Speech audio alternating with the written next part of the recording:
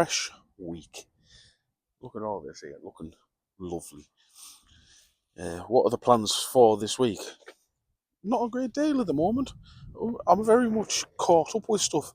The only thing I've got left to do out here that hasn't been prepped is the Spark and the Micra. I do have the Merc, that didn't do too bad on its MOT. But yeah, we're just kind of easing our way through the start of the week. Quite simply, sold the K on Friday, as my regular viewers know. I've got plenty of stuff out here to sell. We're just going to plod our way through and try and drum up some sales in the meantime. But there is good news as well, in a sense. The Touran and the Astra, the two knackers I've got, they're gone. Oh, they're going.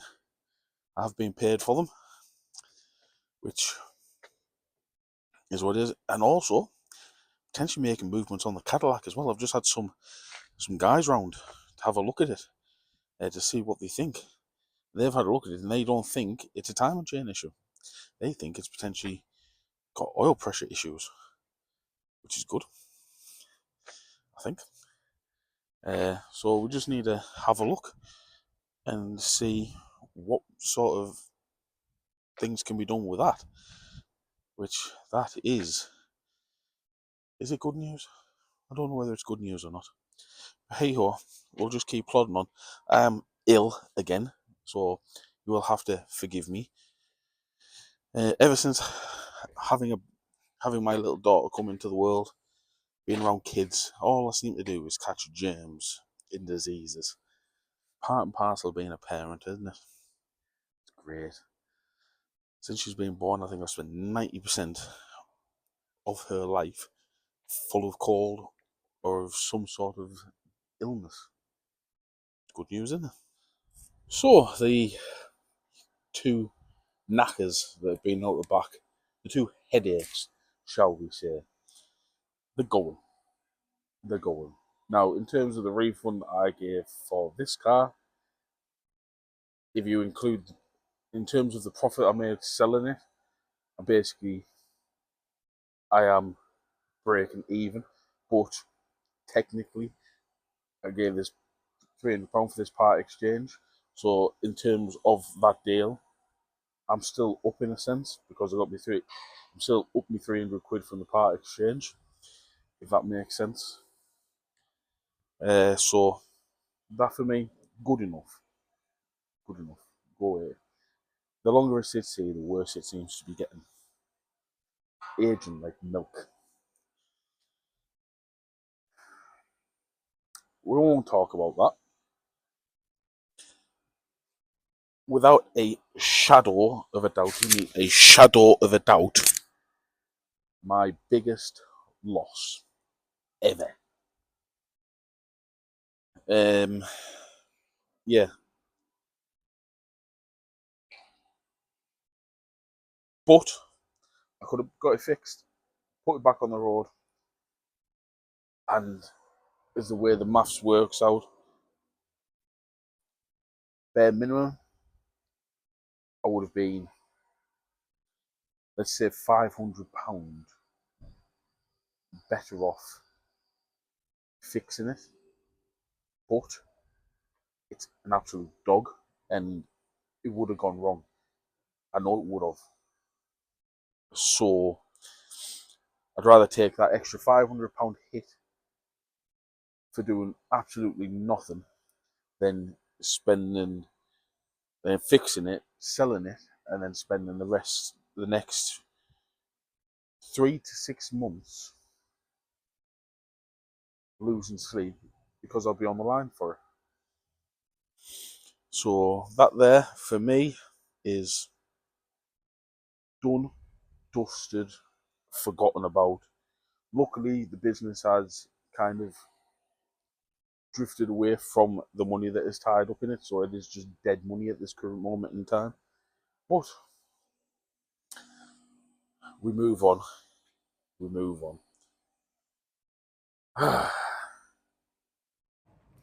So it's funny how things work out. I've just gone through the paperwork for the 2 run. Actually, turns out it didn't owe me as much as I thought it did. So, yeah, still losing a tremendous amount of money. I am currently out of pocket £2,794.99.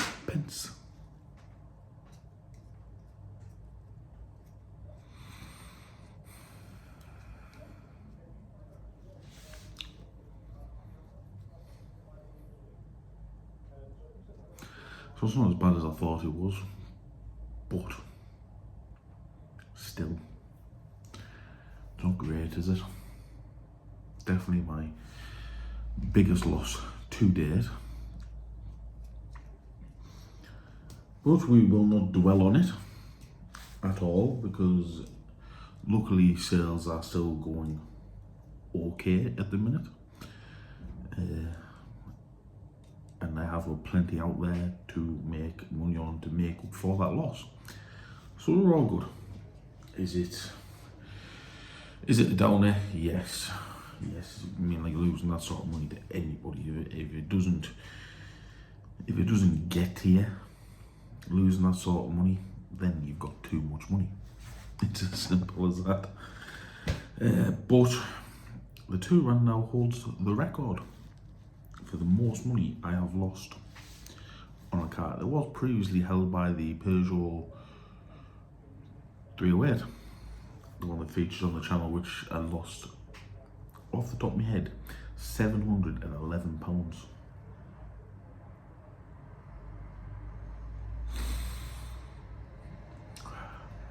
Hopefully, here's the hoping, that record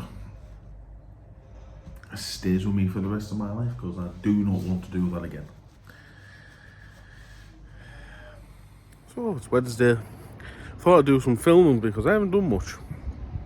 It's still very quiet. Still get inquiries though, which is a good thing.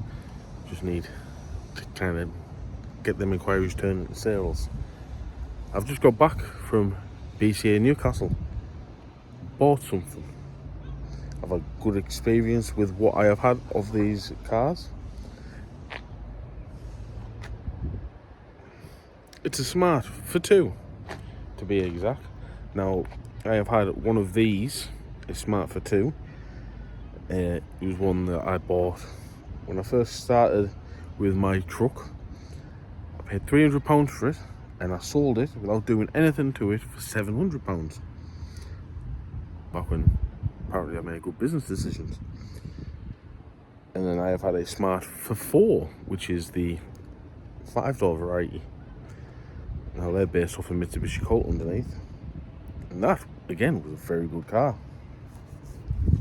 Sold that very easy. So, yeah. We'll see how this one goes. Needs a bit of TLC. It is, as you can see, the convertible variety.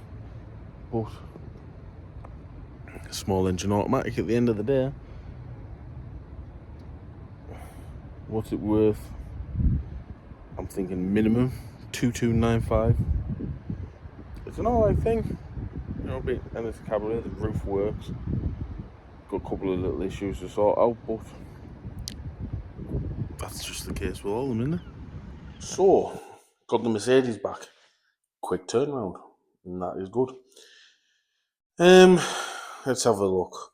Now I know it just wanted a CV boot to get it through its MOT, but there was a few advisories, and a lot of them were stuff that I noted. So I'm assuming they just put them down as advisories, so the job's done right and nothing's forgotten, which is all well and good. So what has it had? Near side front CV boot, replace front and rear wipers, front brake pads and wear indicators, near side front shock absorber and top mount. It has also had a minor service. Replace engine oil and filter, check and top up lights, levels and pressures. Not too bad going, really, is it? It did have some bulbs and things like that done as well, but nothing too major. Most of it was the advisories. They were advised on the wipers, they got done. It was advised a pad wear message on the dash, which I've mentioned to them. It was also noted about a reversing light not working. Now, it did work on the other side, so it is my understanding that you only need a reversing light on the passenger side to pass an MOT, and you need your fog light on the right hand side. So because it worked, it was just an advisory, but they got done regardless. Now, bear in mind that if this was a Peugeot 107 or a Renault Clio, parts would be a lot cheaper, and I mean a lot cheaper. So in total, excluding the MOT testing fee, I have just spent £424.72. Now, this is the kicker. Brake pads, 26 quid. I mean, like if it was a Clio or something like that, you'd be looking less than 20 quid. Wear indicator, for what they are, a little bit of wire, £8. Wiper blades, yeah. Engine oil, yeah. Oil filter, yeah.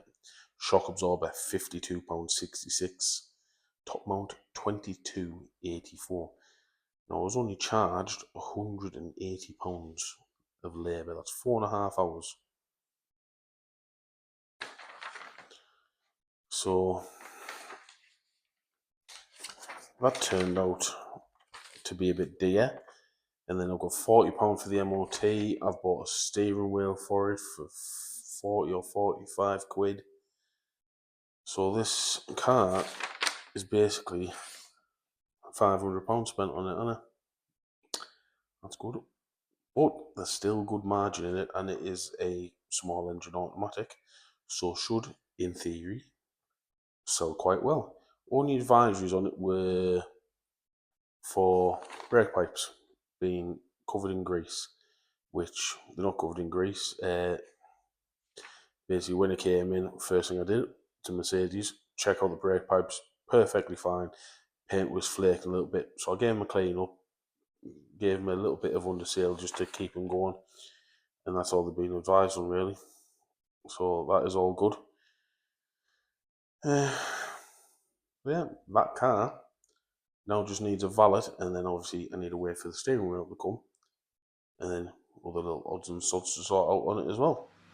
So this old bus hasn't got a lot left to do to it. What have I got left to do? Other than give it a clean, obviously wheel trims, bugging the life on me. Why has somebody not changed that? They clearly bought a set of wheel trims because all of them match apart from this one. Why not just change that last one? Absolutely baffling sometimes, but it's not as strange as fork, as some people say. So it needs a clean. I wouldn't say a good clean.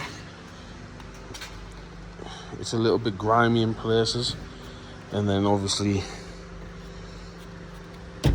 I need to get the steering wheel sorted. Back here is really clean actually. It just needs a quick Uber. Oh, that saves the job. And then just the boot, which is a bit grimy, but that'll come up. It looks like it's been loaded up with garden related stuff, and then we've got the factory mats to give a quick clean to. They're not even in bad condition either, which is all well and good. And I need to have a look, see if I can do something with that.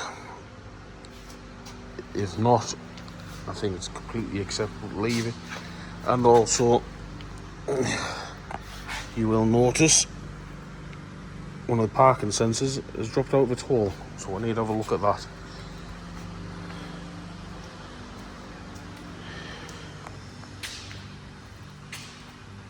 So hopefully this one comes out alright.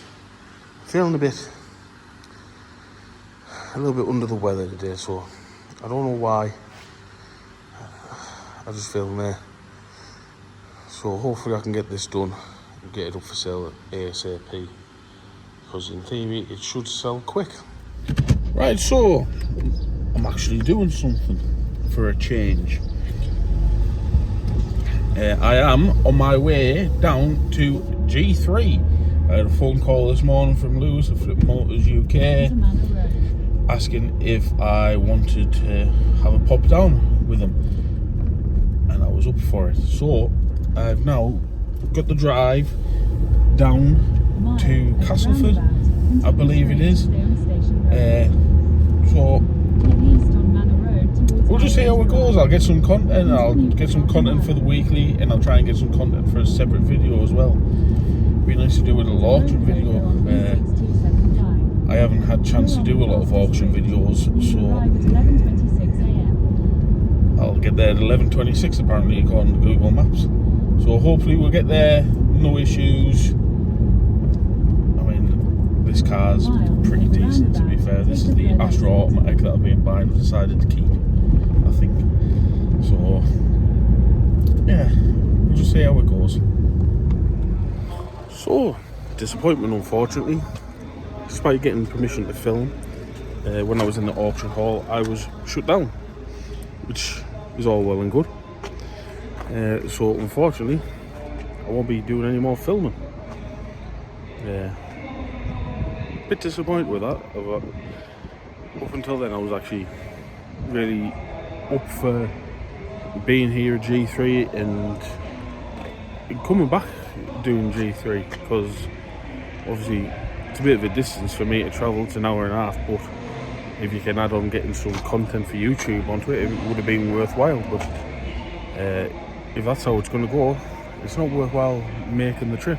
So I'm a bit deflated by that, which is a shame. That's how it goes though, isn't it? So I'm back at the unit. Didn't buy anything. Had my hands firmly tied behind my back. I don't need anything. Not at the minute anyway. Lewis bought something. He bought a lovely Volvo C30 diesel. So it'd be interesting to see how he gets on with that. It was a nice little car that I was quite impressed with it. So that's all good. A lovely spot G3 was.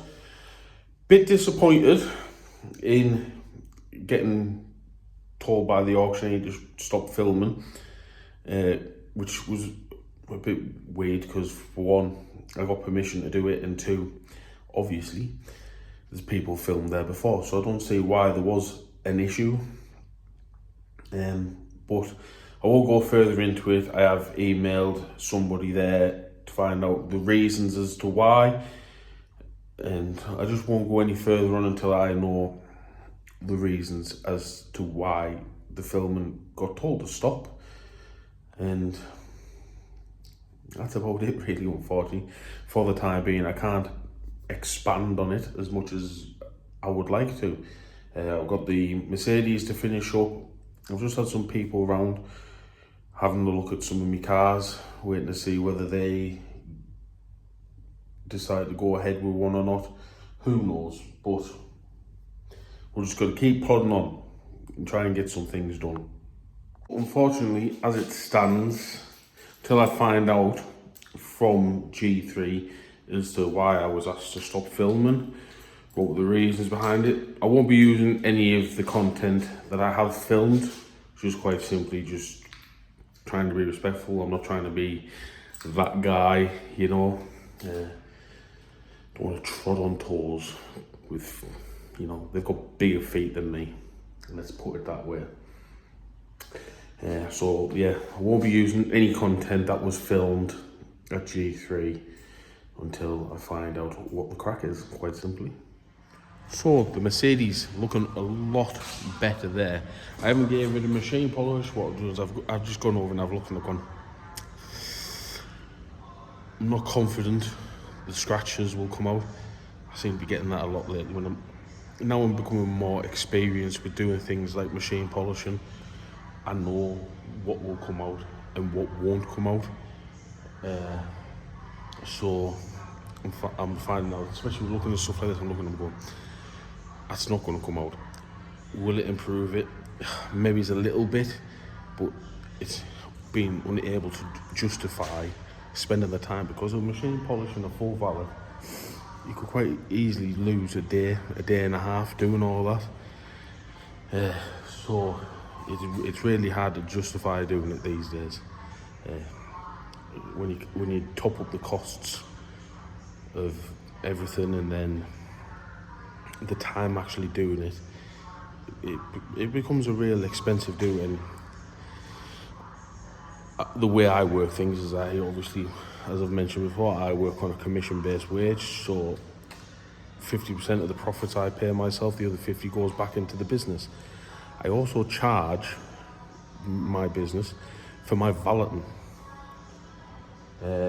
So basically, if it's a quick clean, like a mini valet or something like that, tenner. If it's a full valet, 40 quid. Machine polish, it could be 70 quid. So it's being able to justify that. Realistically, I could just do a full machine polish every time, bang 50 quid on the invoice when it comes to totting up your final profits and things like that. Just put it in my pocket, but unfortunately, you've got to be sensible. At the end of the day, that will just drag the business down. But it looks nice as it is.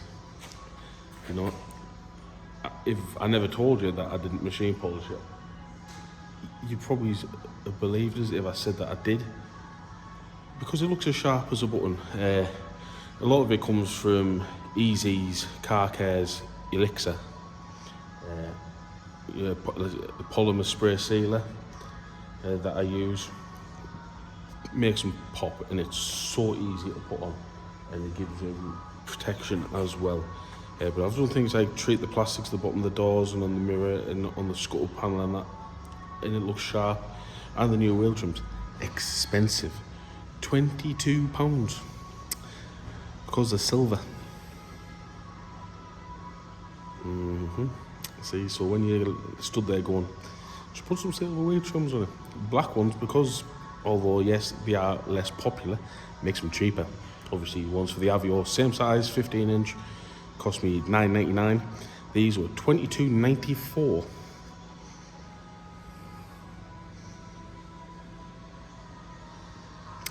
Yeah, why? Because they're silver.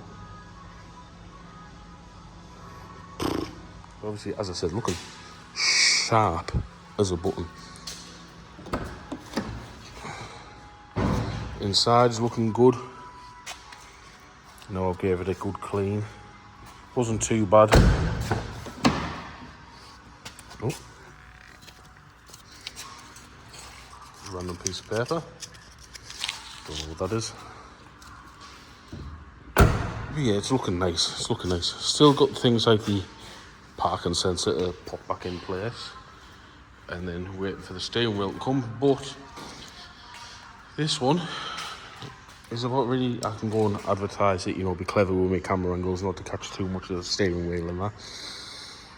So yeah, looking sharp. So, as everybody who views my channel regularly knows, when it comes to me and my content, I try and keep it as open and as honest as I possibly can. I try and keep everything 100% truthful with no BS. And lately, I have found that I have been struggling a little bit, nothing major, just a little bit up here, unfortunately. Suffering from ADHD, you can get like that. My mood goes up and down and up and down, and I found it's more the little things with me that kind of drag my mood down. And people who know me know that I'm very yin and yang with my moods. I can be happy as Larry and then boom, gone. It's strange things like what happened with the Touran. That didn't bother me as much. It was just, but yet it's the little things that drag me down. So say like stuff that, like what happened yesterday at the auctions, that kind of just made my mood go boof, right down. When really it shouldn't. I should Whereas somebody just every day would be just like, no way, can't do that, and then they'd go home and probably cry about what happened with the Touran and the Astra. Whereas I don't do that. It bugs me. Little things get to me, and they really drag my mood down. And I have suffered with mental health problems ever since I was a young lad, when I lost my little sister, unfortunately. So, as I'm getting older, I'm a lot more aware of what's going on in my head, and I'm not going to be that guy that's not here for sympathy or anything like that. But I'm more aware, and I've noticed lately my ADHD has been worse, and I think it's because I'm trying to pull myself too many different ways. And just today, when I've come in and I'm all level-headed and things like that, I've got my wife in, she's just doing a bit of admin in the office, tidying up the paperwork, and that's a mess. And then I've come to this Mercedes and I've had a look inside, just doing a final check to make sure that it's alright before going photographing. I've looked at it and I've gone, this was not clean. I've already cleaned this and this is not clean. And I'm finding them sort of standards are dropping. Nothing major, it's just you're looking at it and you're like, that's not as clean as it can be, or the paperwork isn't as organised as it can be. So I'm going to have to potentially make a decision, is to potentially, for the time being, outsourcing my valeting. It's not expensive. I know there's probably people say, wow, you could do this, I do it. Unfortunately, with ADHD, I do struggle with concentrating, and I can be sat here doing this, thinking about what I'm going to be doing after this, and not concentrating 100% on this. And unfortunately, in my situation, the standards are dropping, and as it comes down to it, the standards of the business have to take priority. If it's not leaving here 100%, I'm not doing myself a justice, which is a real shame. So yeah, it's a shame, because when I do them, I can do them right, and I do a nice job of it. But for the sake of costing 20-25 quid a car to get them cleaned, I'm going to be like, all right. High Peak Autos, prime example. He does nothing. He sells them. He doesn't do his mechanical work, his valeting. He doesn't do anything. He literally just bangs them up for sale and sells them. So, man, like it could be a sensible thing to do. Because say if I've got a car to go pick up from BCA, I could lose half a day. By the time I've got here, gone down there, gone up there, picked it up, I'll usually back here about 1:30. I could potentially have dropped the car off to get valeted and then got that done at the same time. So it just keeps things turning better. So hopefully everything can get sorted. But as I said, I'm not here for sympathy. I don't want sympathy. Hopefully everything can get moving in the right direction. So we're going to finish this week here. Thank you very much for watching. I apologise, it has been a bit of a quiet week, but sometimes you just can't help that. But as always, all the usual links will be in the description down below. You will find my Facebook, Instagram, and a link to my website there. If you can, please hit that like and subscribe button. We're getting a bit closer to hitting that 2,000 subscriber mark. And thank you for watching, and I will catch you on the next one.